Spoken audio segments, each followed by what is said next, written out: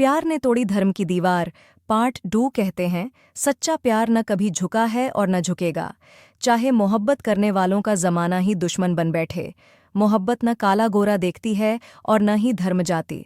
मोहब्बत तो मोहब्बत है, चाहे जमाना लाख कोशिश करे, लेकिन मोहब्बत की डोर कभी कमजोर नहीं पड़ती।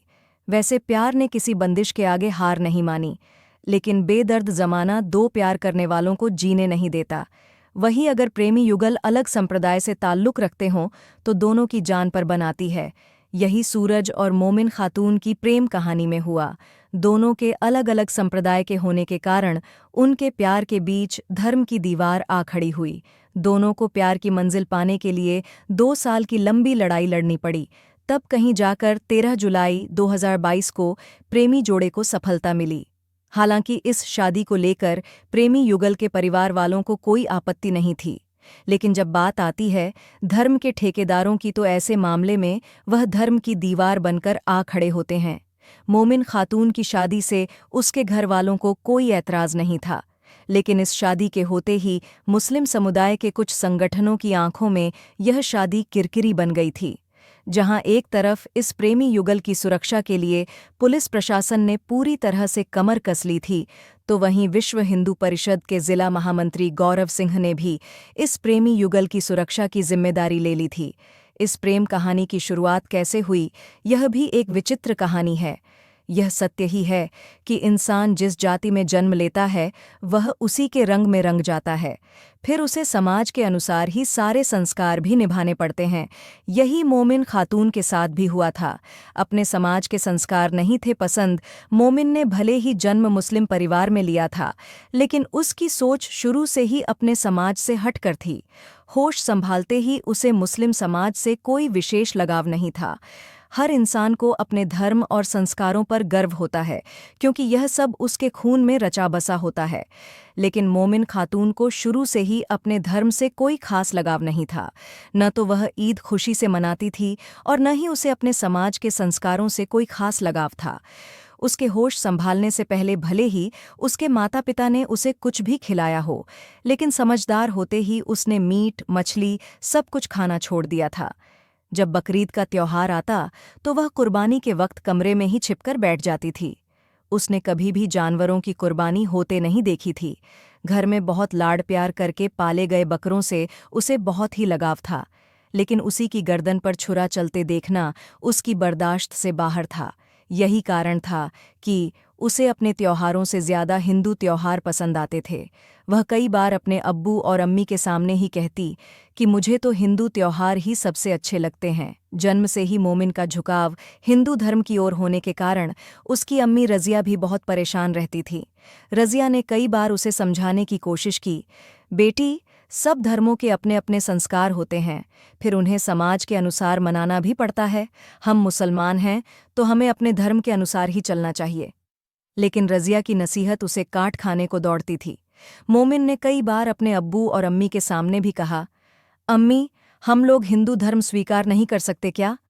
नहीं बेटा, हम मुसलमान हैं तो मुसलमान ही रहेंगे, हिंदू कैसे बन सकते हैं? उसे हमेशा ही यही जवाब मिलता था। उत्तर प्रदेश के जिला आजमगढ़ अतरौलिया थाना क्षेत्र का एक छोटा सा गांव है, हैदरपुर खास। मुस्लिम बाहुल्य इसी गांव में शरीफ अहमद अपने परिवार के साथ रहते थे।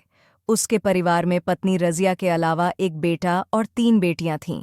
शरीफ अहमद के पास थोड़ी सी जुतासे की जमीन थी, जिसके सहारे ही उसका परिवार चलता था। एक बेटी की वह पहले ही शादी कर चुके थे। उसके बाद मोमिन खातून और उससे छोटा उसका भाई था। पहली मुलाकात में ही हो गया प्यार। शरीफ अहमद की छोटी बेटी मोमिन खातून बहुत ही खूबसूरत थी। उसके अब्बू का एक सामान्य परिवार था। मोमिन खातून को शुरू से ही बनठन कर रहने की आदत थी। जवानी की दहलीज पर कदम रखते रखते उसका रंग और भी खिल उठा था। यही कारण था कि वह जब कभी भी घर से निकलती तो अधिकांश गांव के लड़कों की उस पर ही नज़र टिकी रहती थी। उसके पड़ोस में अधिकांश मुस्लिम परिवार ही रहते थे, लेकिन शुरू से ही मुस्लिम लड़कों को वह पसंद नहीं करती थी। अब से लगभग 2 साल पहले की बात है। मोमिन खातून को किसी काम से शहर जाना था। वह अपने घर के सामने ही किसी सवारी के इंतजार में खड़ी हुई थी। उसी समय वहां से बाइक से सूरज गुजर रहा था। सूरज को देखते ही मोमिन खातून ने हाथ देकर उसे रोक लिया। मोमिन खातून ने उससे बाइक पर लिफ्ट देने की बात कही। सूरज ने उसे बाइक पर बिठा लिया। उसी दौरान सूरज ने उससे बातचीत का सिलसिला शुरू किया। उसी यात्रा के दौरान दोनों के बीच परिचय हो गया था। सूरज जिला आजमगढ़ के अतरौलिया थाना क्षेत्र के खानपुर फतेह गांव के रहने वाले जोखू सिंह का बेटा था। खानपुर फतेह से हैदरपुर खास की दूरी महज 2 किलोमीटर थी। जोखू सिंह का खाता पीता परिवार था। उसके परिवार में पत्नी के अलावा 3 बच्चे थे। सूरज अपनी बहनों में सबसे छोटा था। इसी छोटी सी मुलाकात में ही दोनों के बीच परिचय हुआ। उसी वक्त मोमिन खातून ने सूरज का मोबाइल नंबर भी ले लिया था। उसी पल सूरज ने मोमिन खातून के दिल में अपनी अलग ही छाप छोड़ी थी। समाज में भी फैल गई उनके प्यार की खुशबू। उस पहली मुलाकात के बाद सूरज बार बार उसकी यादों में आता रहा। उसने कई बार उसके नंबर पर फ़ोन मिलाने की कोशिश की, लेकिन वह हिम्मत नहीं जुटा पा रही थी। मोमिन एक गरीब घर से ताल्लुक़ रखती थी, लेकिन जब दोनों के बीच प्यार मोहब्बत की लहर चलनी शुरू हुई तो उनके बीच गरीबी और अमीरी का मतभेद भी खत्म हो गया था। जब 2 दिलों से प्यार की खुशबू निकलकर फिज़ा में फैलती है तो उसकी महक परिवार वालों तक ही नहीं पहुंचती, बल्कि समाज में भी फैल जाती है। यही दोनों के साथ भी हुआ। सूरज और मोमिन के बीच फ़ोन पर काफ़ी लंबी बातें होने से उन दोनों के घर वालों को उनकी मोहब्बत की बात पता चल गई थी। मोमिन कई बार सूरज को अपने साथ अपने घर भी ले गई थी। सूरज एक खाते पीते घर से था। इसी कारण मोमिन की अम्मी रज़िया ने कभी भी उसके घर आने पर ऐतराज़ नहीं किया था। उसके बाद मोमिन के घरवाले सूरज को भी मान सम्मान देने लगे थे। मोमिन की अम्मी रज़िया ने अपनी बेटी की तारीफ करते हुए सूरज को बताया कि उसे हिंदू त्योहारों से बहुत ही लगाव है। धर्म अलग होने के बावजूद भी दोनों का एक दूसरे के घर आना जाना शुरू हो गया। साथ ही दोनों के बीच प्यार भी बढ़ता गया। दोनों एक दूसरे को दिलोजान से चाहने लगे थे। उसी मिलने जुलने के दौरान दोनों ने फैसला कर लिया कि दोनों शादी कर पूरी जिंदगी साथ रहेंगे। उन्होंने एक साथ जीने मरने की कस्में खाईं और निकल पड़े जाति धर्म की दीवार से टकराने। मोमिन के घर वाले पड़े असमंजस में एक दिन मौका पाते ही मोमिन ने अपनी अम्मी रज़िया से अपने दिल की बात कह दी। अम्मी, आप तो जानती हो कि सूरज बहुत अच्छा लड़का है। वह भी मुझे बहुत चाहता है और मैं भी उसे बहुत प्यार करने लगी हूँ। अम्मी, प्यार ही नहीं, मैं उससे शादी भी करना चाहती हूँ। बेटी की बात सुनते ही रज़िया का गुस्सा फूट पड़ा। मोमिन, तू पागल हो गई है क्या? तुझे पता नहीं कि सूरज हमारे मजहब का नहीं है। अगर गांव में इस बात का पता चला तो बवाल खड़ा हो जाएगा। उसी समय शरीफ अहमद भी घर पहुंच चुका था। शरीफ अहमद के घर में घुसते ही दोनों सहम गईं। फिर थोड़ी देर बाद ही रज़िया ने मोमिन की बात शौहर के सामने रखी तो वह भी बौखला उठा। मोमिन की बात सुनते ही शरीफ अहमद ने बेटी को समझाने की कोशिश की। बेटी, तू ये जो कदम उठाने जा रही है उससे हमारा इस गांव में रहना दूभर हो जाएगा। हम सारी जिंदगी किसी के सामने सिर नहीं उठा सकेंगे।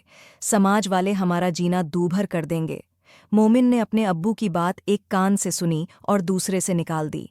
उसने प्रण किया कि वह शादी करेगी तो सूरज के साथ ही, अन्यथा वह सारी जिंदगी घर में ही कुंवारी बैठी रहेगी। उसने यह बात सूरज को भी नहीं बताई थी। उसके बाद भी वह उससे पहले की तरह मिलती जुलती रही। मोमिन के परिवार वालों को विश्वास था कि सूरज कभी भी उससे शादी करने के लिए तैयार नहीं होगा। यही सोचकर उन्होंने दोनों के मिलने पर पाबंदी नहीं लगाई। उसी दौरान एक दिन सूरज अयोध्या घूमने गया तो मोमिन खातून भी उसके साथ चली गई। अयोध्या जाने के बाद उसकी सनातन धर्म के प्रति आस्था और भी पक्की हो गई थी। सूरज के साथ ही उसने अयोध्या में सभी मंदिरों के दर्शन भी किए। अयोध्या में रामलला के दर्शन करने के दौरान ही उसने प्रण किया कि आज के बाद वह मुस्लिम धर्म को पूरी तरह से त्याग कर सनातन धर्म के संस्कारों को ही मानेगी। यही नहीं, उसने रामलला के सामने ही अपनी मांग में अपने प्रेमी सूरज के नाम का सिंदूर भरते हुए अपना नाम भी मोमिन खातून से बदलकर मीना रख लिया था। उसके बाद दोनों ने रामलला को साक्षी मानकर जिंदगी भर साथ जीने मरने की कस्में भी खा लीं। अयोध्या से आने के बाद उसका रहन सहन भी पूरी तरह से बदल गया था। रामलला के मंदिर में शादी करने के बाद से ही मोमिन सूरज को अपना पति मानने लगी थी, लेकिन उसके घर वालों को इसकी कानो कान खबर नहीं हुई थी। मोमिन खातून के रहन सहन को देखकर उसके घर वालों को कुछ शक भी हुआ, लेकिन वे मोमिन से कुछ कह नहीं पाए। फिर एक दिन ऐसा भी आया कि उसके घर वालों को पता चल ही गया कि उनकी बेटी ने सूरज के साथ मंदिर में शादी कर ली है। यह जानकारी मिलते ही घर वाले उससे खफा हो गए। पहले तो उन्होंने उसे काफ़ी समझाया, लेकिन उसने उनकी एक न सुनी। मोमिन की जिद को देखते हुए उसके अम्मी अब्बू ने सूरज के साथ शादी करने की एक शर्त रख दी। उन्होंने कहा कि उन्हें उसकी शादी सूरज के साथ करने से कोई ऐतराज़ नहीं, लेकिन सूरज को शादी करने के लिए इस्लाम धर्म अपनाना होगा। उनकी यह शर्त मोमिन को ही मंजूर नहीं थी। फिर उस बात से सूरज कैसे सहमत हो सकता था? उसके बाद कोई रास्ता न निकलने पर सूरज और मोमिन ने घर से भागकर शादी करने की योजना बनाई और दोनों घर से भागने का मौका तलाशने लगे। पुलिस प्रशासन भी हो गया सतर्क। सूरज अपने परिवार का इकलौता बेटा था। जब इन दोनों की योजना का पता उसके घर वालों को हुआ तो वह उसकी शादी मोमिन के साथ करने के लिए तैयार हो गए। घर वालों के मानने के बाद ही सूरज मोमिन को उसके घर से भगा लाया और फिर सबके सामने ही सम्मो देवी के मंदिर में शादी कर ली। सूरज की शादी से उसके घर वाले खुश थे, लेकिन मोमिन की शादी से उसके घर वाले खुश नहीं थे। वहीं दूसरी ओर धर्म के कुछ ठेकेदारों को यह शादी अखरने लगी थी। हालांकि इन दोनों की शादी के बाद से पुलिस प्रशासन ने भी उनकी सुरक्षा के पूरे बंदोबस्त कर दिए थे। साथ ही जिले की खुफिया विभाग LIU भी उनकी सुरक्षा को लेकर सक्रिय हो गई थी। लेकिन फिर भी सूरज के घर वालों ने दोनों की सुरक्षा को देखते हुए उनकी शादी कराने के बाद उन्हें गांव से बाहर अपने एक रिश्तेदार के घर भेज दिया था। प्यार के आगे धर्म की दीवार टूटने से यह शादी आजमगढ़ के साथ साथ पूरे उत्तर प्रदेश में चर्चा का विषय बन गई थी। वीडियो अच्छा लगे तो सब्सक्राइब करना ना भूले। धन्यवाद।